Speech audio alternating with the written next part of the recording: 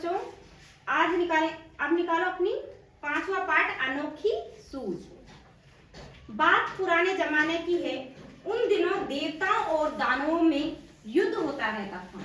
यानी देवता और दानव दोनों युद्ध करते रहते थे, यानी लड़ते रहते थे। तो दोनों पक्ष मिलके एक बार प्रजापति के पास गए और प्रजापति से जाकर बोले कि हम मान्यवर, हम दोनों में आपकी जो संतान है, या हम दोनों आपकी ही संतान है, तो हम दोनों में से बुद्धिमान कौन है? राक्षस और देवता दोनों पूछ रहे हैं। किससे पूछ रहे हैं? प्रजापति से, कि हम दोनों में बुद्धिमान कौन है और बुद्धि में हम दोनों में कौन बड़ा है। उनकी बात सुनकर प्रजापति मुस्कुराए, मन में सोचने लगे कि किसे बड़ा बताऊं, देवताओं को या दानवों को। देवताओं को बड़ा बताता हूं तो दानव नाराज होते हैं, और दानवों को बुरा बताता हूं बड़ा बताता हूं तो देवता हैं नाराज होते हैं। हो सकता है तब दोनों आपस में लड़ने लगे, और ये बात सुन लेंगे तो फिर लड़ेंगे। तो बड़ा टेढ़ा प्रश्न था। बड़ा बताए तो किसे बताए? कुछ सोचकर वो बोले, इसका उत्तर कल दूंगा। आप दोनों ही कल मेरे यहाँ भोजन पर आमंत्रित हुए, यानी भोजन करने के लिए आए। भोजन के बाद बताऊंगा कि कौन बुद्धि में श्रेष्ठ है, यानी ज्यादा बुद्धिमान है। दूसरे दिन दोनों पक्ष भोजन के लिए पहुंचे। दोनों को अलग अलग कमरों में बैठाया गया। वहां पर मिष्ठान जानते हो, मिठाई भरे थाल भिजवा दी गई। बहुत सारे मिठाई के थाल वहां पर भिजवा दिए गए। प्रजापति दानवों के कमरे में गए। उन्होंने कहा, आप लोग भोजन करें, शर्त यह है कि कोहनी को बिना मोड़े भोजन करना है। यानी ये जो कोहनी है, इसको बिना, आप खाना खाते हो कैसे खाते हो? ऐसे खाते हो। तो ये कोहनी मुड़ती है। तो इसमें प्रजापति ने क्या शर्त रखी कि आप जब दानवों से कह रहे हैं कि जब आप भोजन करो तो ये कोहनी नहीं मुड़नी चाहिए, ठीक है? आप लोग भोजन करें तो ये शर्त है कि कोहनी बिना मोड़े भोजन करना होगा। यही बात सुनकर देवताओं से भी कही। यही बात किससे कही? देवताओं से भी, और यही दानवों से। प्रजापति की बात सुन दोनों परेशान हुए। वो एक दूसरे को मुंह ताकने लगे। समस्या थी कि खाएं तो कैसे खाएं? कोहनी नहीं मुड़नी चाहिए, भोजन भी नहीं बचना चाहिए, प्रजापति की आज्ञा का पालन भी होना चाहिए। भी कैसे करें? क्योंकि जब हम भोजन करते हैं तो हमारी कोहनी मुड़ती है। देवताओं ने एक उपाय सोचा। कमरे के किवाड़ बंद किए और आमने सामने बैठ गए और लड्डू उठाकर एक दूसरे के मुंह में देने लगे। जैसे हमने लड्डू उठाया और उसके मुंह में दिया और उसने हमारे मुंह में दिए। तो देवताओं ने ये उपाय किया। दोनों बैठ गए देवता और आपस में ही खाने लगे, यानी वो उसको खिलाएगा और वो उसको। इससे क्या होगा कि कोहनी नहीं मुड़ी। तो इसके बाद देवताओं ने एक उपाय सोचा, यानी देवताओं ने कर लिया उपाय। कुछ देर में थाल क्या हो गया? साफ हो गया। किसका? लड्डू का। सारे लड्डू समाप्त हो गए। ने हल्ला ने शोरगुल। देवताओं ने शांति पूर्वक भोजन किया। दानव अपने कमरे में परेशान थे।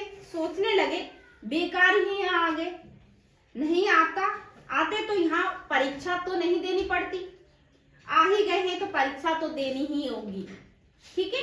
तो दानव अभी सोच ही रहे हैं कि कैसे करें। दानवों ने भी किवाड़ बंद किए और लड्डुओं के थाल पर टूट पड़े। लड्डू लेकर ऊपर उछालने लगे और लड्डू जब नीचे आते तो मुंह खोलते और लपकते। लड्डू जमीन पर गिरते और चूर चूर हो जाते। कमरे से हो आवाज आने लगी। मतलब बहुत ज्यादा शोरगुल होने लगा, चिल्लाने का, चीखने का। और उन्होंने क्या उपाय करे खाने के कि लड्डू को ऊपर फेंका और मुंह को खोलने लगे। लड्डू मुंह में तो जा नहीं रहा था, बल्कि फर्श पर बिखर रहा था, यानी लड्डू के खेरे खेरे हो रहे थे। सारी स्थिति स्पष्ट थी और बहुत ज्यादा उस कमरे से क्या आ रहा था? शोरगुल आ रहा था। बल्कि देवताओं से तो नहीं आया था उसके कमरे से, लेकिन दानवों के कमरे से बहुत ज्यादा आवाज आ रही थी। प्रजापति ने कहा, देवता ही श्रेष्ठ है। जानते हो क्यों? बाद में उन्होंने अपना निर्णय लिया। किसने? प्रजापति ने, कि दोनों में श्रेष्ठ कौन है? तो वो क्या है? देवता है। इसलिए कि इन्होंने सहकार की भावना से काम किया। खुद भी खाओ और दूसरों को भी ये वाला जो रूल था यानी नियम था उन्होंने अपनाया कि खुद भी खाओ और दूसरों को भी खिलाओ, जियो और जीने दो। ये भी इसकी विशेषता, इन्होंने बुद्धि से काम किया। देवताओं ने क्या लगाई? बुद्धि लगाई, सूझबूझ लगाई। लेकिन यहाँ आमने सामने बैठ गए, एक दूसरे के मुंह में लड्डू देते रहे। थोड़ी देर में थाल क्या हो गया? साफ हो गया। दूसरी तरफ दानवों ने शर्त का पालन किया और लड्डू उछालते हुए उन्हें पाने के लिए लपकते रहे। तो वो क्या किया उन्होंने? न खुद खाए और ना दूसरों को खाने दिए। तो लड्डू तो बिगड़े ही और साथ ही पेट भी नहीं भरा। ठीक है, लड्डू भी बिगड़े और पेट भी नहीं भरा, ना तो खुद खाए और ना किसी को खाने दिए। तो इसमें है जिसके पास बुद्धि है, जो शीर्षक है वो है, इससे शिक्षा मिलती है जिसके पास बुद्धि है उसी के पास बल है।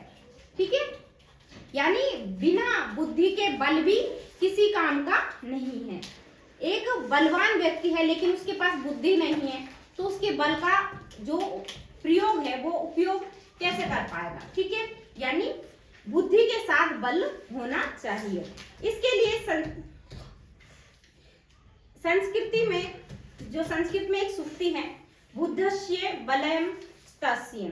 ये पौराणिक कहानी में देवताओं की परीक्षा में सफल होने का यही आधार बताया गया है कि शिक्षण ही सब कुछ है, यानी ज्ञान ही सब कुछ है। अब इसके शब्दार्थ लिख लो।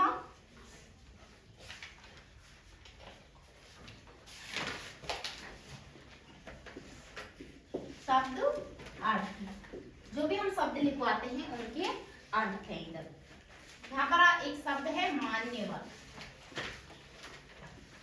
यानी मान्यवर उसे कहते हैं जिसे हम सम्मान देना चाहते हैं। ठीक है, यानी सम्मान का सूचक है, सम्मान सूचक।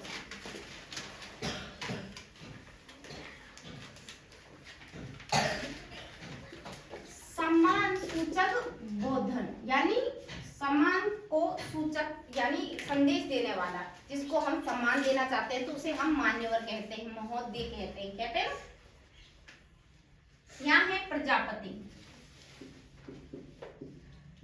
प्रजापति का अर्थ होता है सृष्टि रचने वाला, यानी ब्रह्मा। सृष्टि रचने वाला।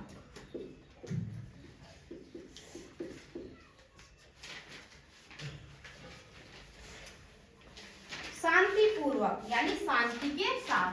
कहते हैं ना शांति पूर्वक ये काम कर लो, यानी शांति के साथ कर लो, यानी आवाज नहीं करनी, शोरगुल नहीं करना है।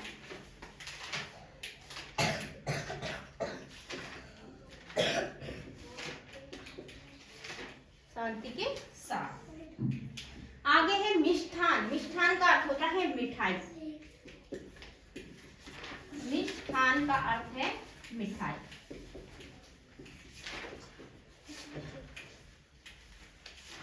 मुंह ताकना, यानी हम जब मुंह ताकते हैं तो इसका मतलब है देखना, देखते रहना।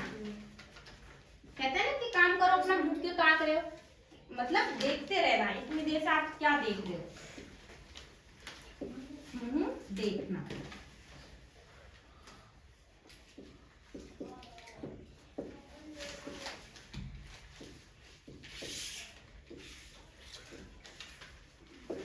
देखते